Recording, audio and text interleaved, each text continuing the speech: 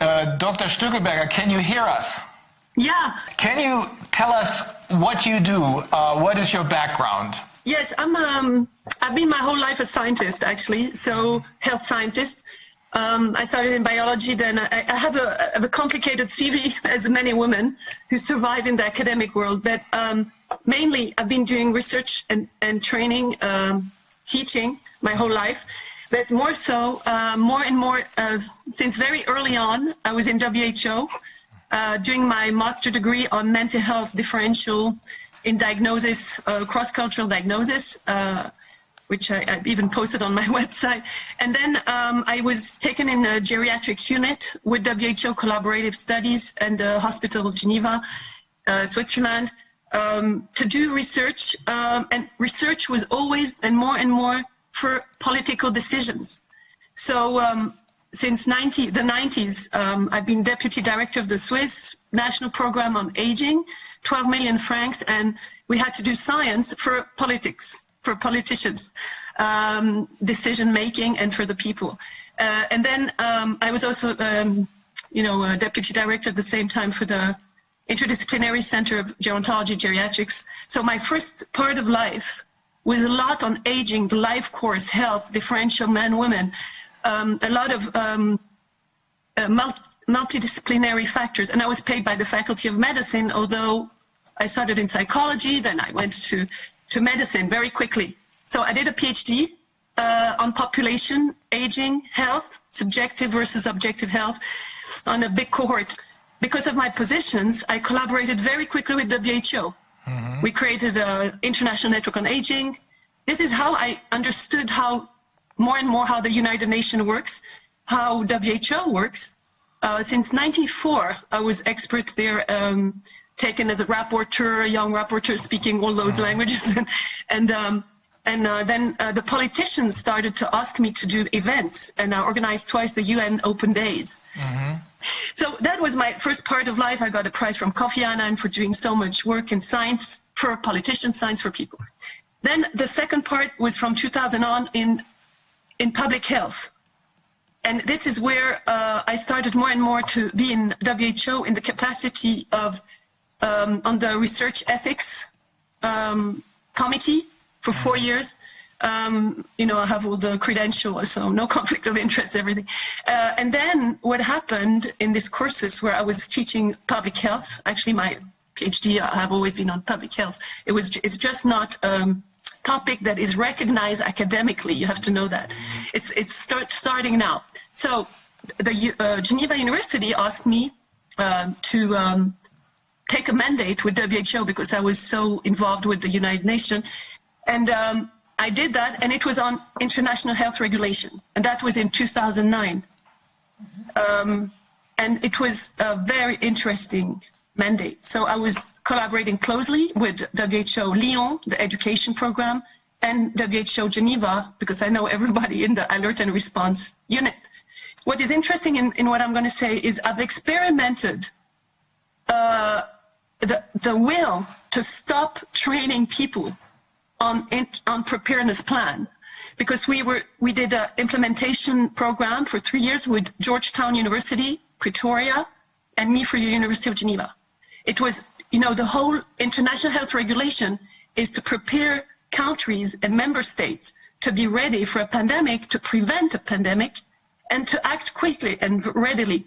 Mm-hmm. So the aim then, I thought, was very noble and very good. And I said, I helped WHO Europe to also do preparedness plan for the Eastern Bloc during a workshop. I have all the documents, I have everything. And then we won the renewal of the mandate of 3 years in 2013. And suddenly they announced that there is no fund. Japan has not paid for that. When we had not trained all the regions at all, we had trained part of Africa, part of Saudi Arabia, the Middle East, Europe part, America part, but it was definitely not, and I always said we should do a publication of training, and they never did. I did one for ethics. So I saw there that there is something wrong already. Then I started teaching this in the University of Geneva on the Global Health and Human Rights Summer School that I organized with colleagues, and I was in charge of the International Health Regulation Week, which I was doing. And WHO, Bruce Plotkin, a lawyer who was working on the international regulation in WHO, came to tell me that I cannot teach this. And I told him, who are you to tell me what I can teach or not? And we had a lunch in WHO that was quite muscly, because I said, it's my right to teach whatever I want, and I don't understand why you don't teach this. I was involved also with the European Union, and I have a lot of expertise in the international world. So that's where I am now. And if I come to you, I have more to say, but I want to go to the topic. So, the International Health Regulation was adopted in 2005, but implemented and come into force in 2008. And from 2008, they wanted to do implementation training for all the regions. Yes. That makes a lot of sense. In particular, when I see it in the context of what Frau Behrendt just told us. Because what I did not mention previously was that I also did country missions for the IHR Secretariat, and also know Bruce Plotkin. Oh, you know him. I worked there as well and did some guidance issues and things. So I think we have to speak to each other. Okay, great, you know them. Yeah. Switzerland is the center, and I speak that as a Norwegian. It's the center of a lot of corruption, because we have one of the most important NGO, it's GAVI, the Global Alliance for Vaccine Initiative, which the foundation Bill Gates has, which has, I tell you, I have the papers, total immunity. Total. They can do whatever they want. The police cannot come and look into their computer. When the pandemic happened, what they say is pandemic, I was in South Korea for a big meeting, and I realized there is something not right and not corresponding to the international health regulation when I traveled back. And I think this is very weird. The news says one thing and people don't behave the same in the airports. So I started to look, and I realized over this whole year, all the breaches compared to the international health regulation and the preparedness plan. And I'm working now for a lawyer in Quebec, who's called Dominique Desjarlais. You know, I organized the Stockholm Peace Summit post-COVID, where I invited you and you couldn't come. And he was there with two other lawyers, Rocco Galati and Maître Brouza for France. Because I don't think we will solve this public health problem and population economic problem without lawyers. It's impossible. So what I'm doing now with Maître Desjarlais, I'm finding out a bit more, and I have 4 points I can talk to you about. First, but you know, as Sylvia is there, she's great because she can confirm and just compliment. First, that this obligation is signed by 194 member states, but it is embedded in the constitution of WHO. So they don't need to adopt it. It is immediately approved, and it's an obligation. So it is legally binding. Which directly. One? What, the international health regulations or what? Yes, the international. And this is the trick, because nobody knows this. It's in the papers. But you have to go and dig, and it's what, you know, that's what I'm finding out. You have to go and dig the inconsistencies of everything they're doing to see that they are directing as a corporate agency, WHO. Because on behalf of the health security of the international health regulation, they have made a third edition, because the 2005 edition is the second edition. The first one was in 1969. But the booklet of 2005, you know, I don't know if you've seen it. The booklet, this one, you see, is 2005, but it's written second edition, and the third edition comes, I saw just now, in 2014, would enter into force in 2016. And this has made the health security a dictatorship where Director General can decide on his own to sell vaccines, to sell the PCR instead of all the documents that say you have to have a confirmation of a clinical and of there are other tests than PCR. So I'm finding out some inconsistencies that have not been used at all in law. So the first one is this, it's an obligation. So if it's an obligation, what Tedros, I'll call him Tedros, says, this Secretary General terrorist in WHO, when he says something, all the countries have to obey under law. All the member states of the WHO, everyone Yes. who signed the agreement with the WHO, because automatically, because as you're saying, this is part of the constitution of the WHO, this is binding law for everyone who's a member of the WHO. Right. Okay. With two reservations. There are two countries, because I was teaching that, so I know. There were two countries in 2009, in the second edition, that made reservations, and it's very interesting. It's the USA, and it is Iran. Uh-huh. They don't want to obey to WHO completely. The 2016 third edition. What happened in WHO, but maybe Sylvia, you were there when it happened. Bill Gates was already around. He was already, mingling, saying that he pays so much money, but he became visible when, I think it was in 2017, or you correct me, that I know this through my colleagues there, he requested to be part of the executive board of WHO like a member state. Ah. And it's incredible. I said, how can he dare to do this? And they went to the vote. The executive board meets every January. So, and it changes every year. And the lobby, they try to lobby the countries. Of course, he tried to bribe. But it's really an event because it is not mentioned. Maybe we can get the minutes of the executive board. They even accepted that he would be considered as a member state because of the money he gives. So this is unprecedented in a constitution of member states. Is he now being considered as a member state? Not officially. But unofficially? Not that I know. Maybe there are documents. Unofficially, yes. And that's probably because that's why he has this immunity, right? He has total immunity in Switzerland. Okay. Unofficially, he probably holds that kind of status, right? Yeah, yeah. I can tell you why it is very suspicious is because I think he has done something with every member state, the same contracts. What I found out with Swissmedic is the FDA of Switzerland, is because I gave the paper to a journalist and now I don't even find it. I can't find it. The Swissmedic has signed a contract with Bill Gates and WHO.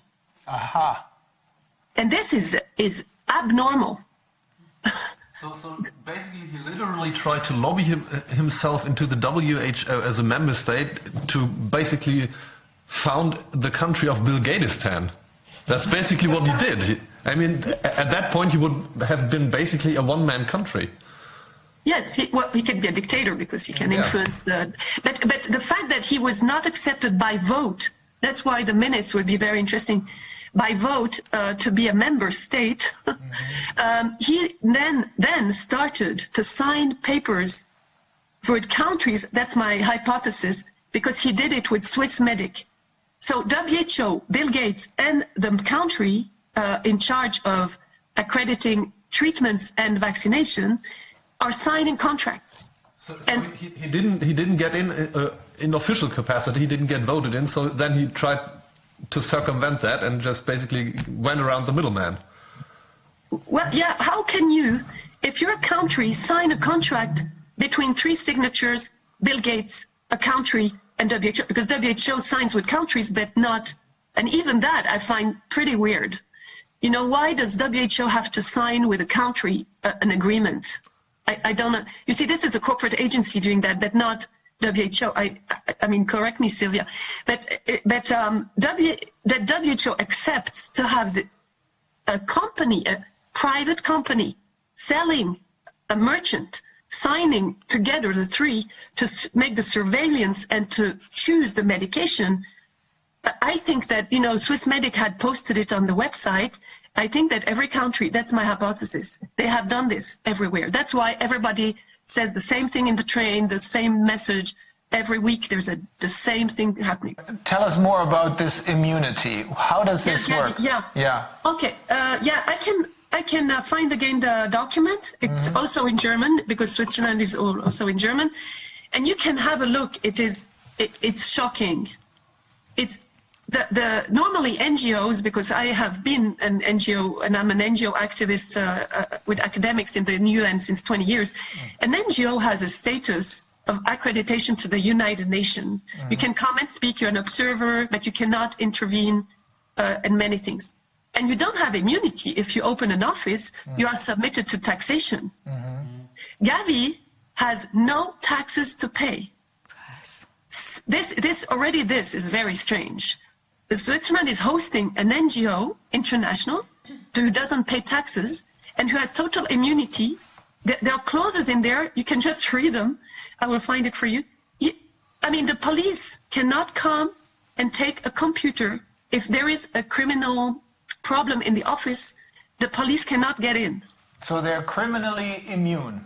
Yes, criminally immune from any criminal sanctions. Yeah, I just looked it up. They have qualified diplomatic immunity. Aha. Within their area of operations. Since what's the name? I think they have qualified diplomatic immunity, and they don't pay taxes since 2009. I just looked it up. They ratified a law in Switzerland in 2009. Genau, darf ich das nochmal bestätigen, das weiß ich auch alles und das ist auch Untersuchungsgegenstand dieser Shared Responsibilities Untersuchung. Von daher weiß ich das nämlich, dass die es aufgenommen hat. Das ist von 2014 die Arbeit. Und ja, also wie gesagt, ich kann das nur bestätigen. I looked it up because you just said nobody knows about that. It's actually even published on Wikipedia. Yeah, but people don't know it because nobody cares. Because obviously that's the thing. Nobody cares. Nobody. In the details. We don't even think that it's possible. Yes, exactly. As citizens. That's why we're not thinking about that. That's why we're not thinking about where is the basis for all this. Because we simply accept what is being told. And now we're going to start thinking, and I think many more people are going to start thinking, because this is extremely important information. Everything is out there in the open, but most people don't want to see it because they don't believe that that can be possible. And I mean, it's not about saying that anyone's doing, running around harvesting organs from African children or something like that, something horrible like that. Nobody's claiming that Bill Gates is doing that or anyone is doing that. But he could. Yeah, that's the problem. We as a society should ask ourselves, should we endow any single person or any conglomerate of persons with such incredible amount of power without any kind of democratic responsibility and legitimacy behind themselves? That's the question we should ask ourselves, not if somebody's going to abuse that power, because the abuse is inevitable. As soon as somebody has this kind of power, they're going to abuse it. Not today, not tomorrow, but eventually they're going to abuse it because simply because they can. Mm-hmm. But why them and not us? I have NGOs. Why can they do it and not another NGO? This is the question. Yeah. And also there's a difference with like a normal diplomatic immunity, because this is usually these people come and they just work on relationships, and maybe they have a speeding ticket, or I don't know. I mean, of course, some kind of political legitimacy. Also, yeah, but not in this case. Nobody ever voted for him. But someone comes into another country and has like total immunity also for like all business transactions and all that. I mean, that's crazy. It's absolutely. They have crazy. less immunity than Bill Gates. Apparently, that's my friends telling me. So maybe you know more, but the diplomats don't have a total immunity. No, they don't. Yeah. A similar revelation when we were dabbling with European agencies. We found out that in the national regulations about, for example, the European Central Bank in Frankfurt, they have literal diplomatic immunity, and there is no regulation to lift it. So the head of the European Central Bank, for example, if he says, I don't want any kind of seizure of my computers, or I don't want the police in here, they can't go in. Yeah. It literally says that in the law. When he says no, they can't do it. Yeah. And that's basically the same for every European agency. And there are no regulations in place, who would be responsible to lift that immunity? It's not even conceptually possible to do that. And here it's the same, but at least with European agencies, you have at least some kind of democracy behind it. And here it's just, well, now there's immunity and he can do whatever he wants. And the extent of this is much bigger because I know also that in Basel, they have the Bank of Settlement. Yeah. Which is, I think, a very important organ of this whole International Bank of, IBS, I think. Which can take the property away from people or something like that. I'm not a specialist in that. But what I'm saying is that it's not only GAVI, it is a whole system organized. And it's very interesting to look at the historical chronology. Because in 2009 was the first year of the implementation of this huge health security governance. And that's when Bill Gates started to sign things and started moving.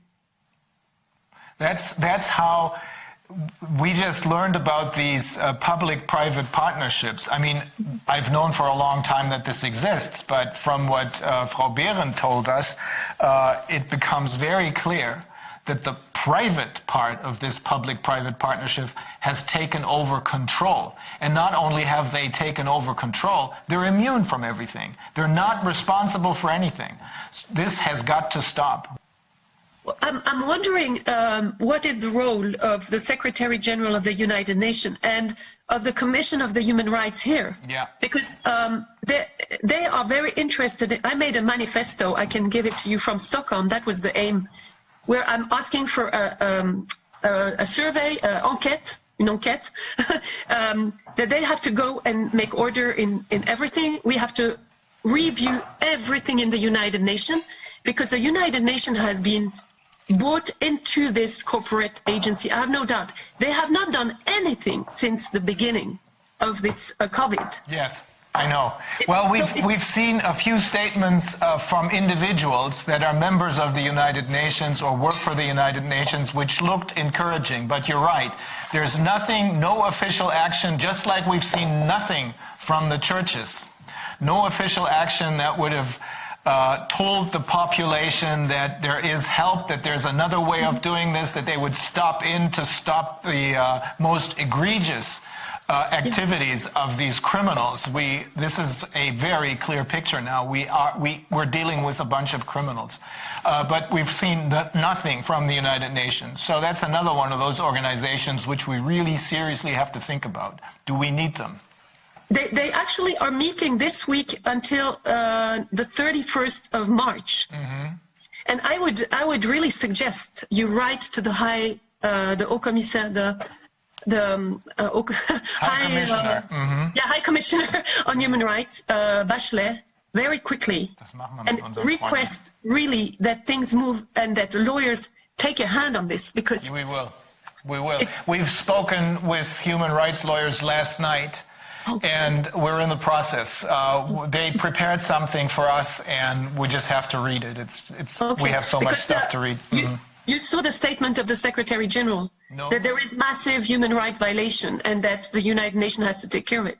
Okay, very good. He said it 2 days ago. I've posted it on my Facebook right away. But 50% good, 50% he's promoting the vaccine. So my hypothesis is that he's changing, but he cannot change completely. Otherwise, they will, put him out or something, because he has had a discussion with Pompeo a month ago or 2 months.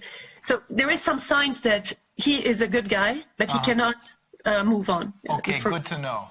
Okay, Frau Stückelberger, we are in a little bit of a bind because our next guest has only so much time. Is there something else that we need to know? I'll tell you very quickly then. I can send you an article from David Fidler, who's a lawyer who has written an article from International Sanitary Convention to Global Health Security. He was very worried of the International Health Regulation when he wrote this, saying that it is becoming a global governance. So I think that would clarify some things too. The second is that you have to see very clearly that the change of definitions of two major things in this pandemic that justifies this international emergency declaration from all the countries, is mortality and the number of cases that are sick. But it's not only that. They are taking definitions that they changed in 2009. Two things very important. The pandemic definition has changed from being the number of cases abnormally high in deaths and in disease to, there are diseases that are spreading all over the world. Yeah, so they have changed in 2009. They took the definition originally existed of three elements. One is that it's a worldwide disease, that there are a high number, and I think what they call it an abnormally or enormous high number of very sick people and an enormously high number of deaths. And they cut out the last two, and now the only requirement is that we have a worldwide disease. Right. That means that any flu can be turned into a pandemic. Actually, any cold can be turned into a pandemic. Yeah. And it comes from WHO, and it is, I think, when Bill Gates started to change with his crowd, the definitions, what we just talked about, the immunity, everything. And the other one, that the immunity, they changed the definition of the immunity, right? Mm-hmm. Yeah. So now the only immunity is vaccine. Ja, das ist ganz wichtig, das wollen wir auch noch mal kurz ansprechen, die WHO. And this is probably no coincidence, because this happened in 2009. That's when Bill Gates appeared on the picture, right? Yes, the definition of the herd immunity is now, But immunity is very recent. Yes, but he's still there. And the last small thing, very rapid, I'm sure that you saw that WHO has issued twice now, in 7th of December and on 20th of January, medical alert to a product called PCR. It is written in small that it is alert. So it is intentionally criminal to say, alert, this PCR doesn't work with the CTs, you have to find the CTs, and to not say stop. I didn't know that. Oh, okay. So they have an official alert, meaning you can't use PCR tests to detect infections, and at the same time they're still pushing the PCR test as the only means or the best means to detect infections. Yes. That is very interesting to know. And it's intentional, because they say in the recommendation you have to ask for the CT when you do the PCR. That in fact I can give you the reference and you can look. Because this is a key. They are intentionally putting a small alert. They are delaying the time, and they're not saying stop it. Okay. Wow. Also, I think we pretty much covered everything thus far. We're probably going to meet again, but I'm very grateful for you taking the time and being here with us today. Same with Frau Behrendt. Also ich danke Ihnen beiden, Frau Stückelberger und Frau Behrendt. Das war extrem aufschlussreich in Bereichen, über die wir bisher so nichts wussten. Super, danke. Das ist sehr gut. Okay. Ich danke Ihnen für Ihre Arbeit auch. Danke. Geht nicht ohne Leute wie Sie. Okay, also bis dann, ne? Okay, tschüss.